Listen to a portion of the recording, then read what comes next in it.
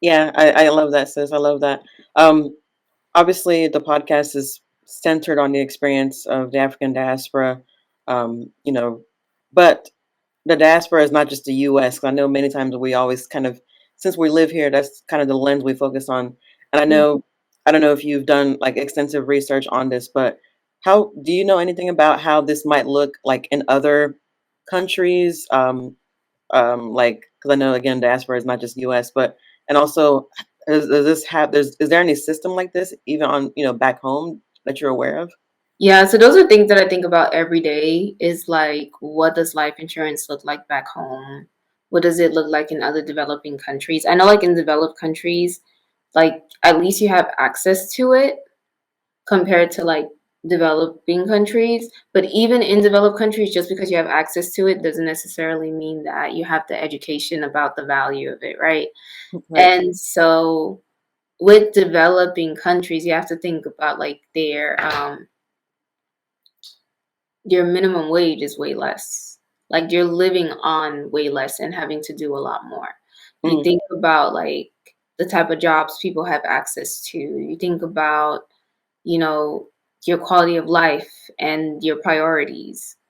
When you think of life insurance, and it's one of those things that it's a beautiful thing, but it can also be viewed as a luxury because you do need funds to pay for it.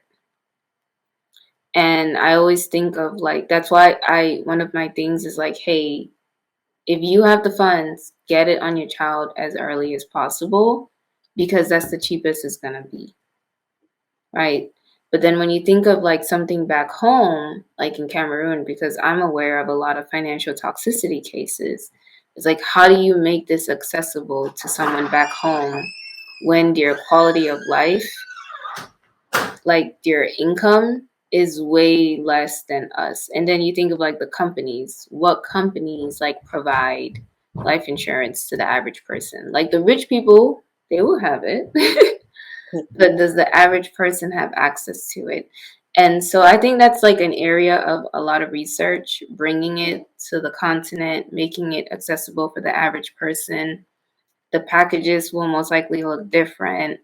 The things they provide will look different.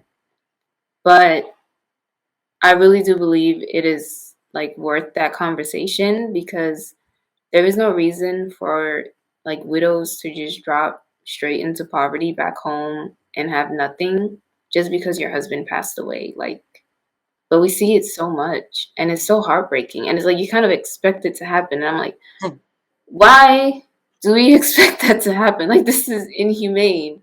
But it's like right. an expectation, like, oh, well, your husband died, so that's it. And I'm like, that's not that's not healthy. Right. It's not like we don't need to be going through the cycle. I know.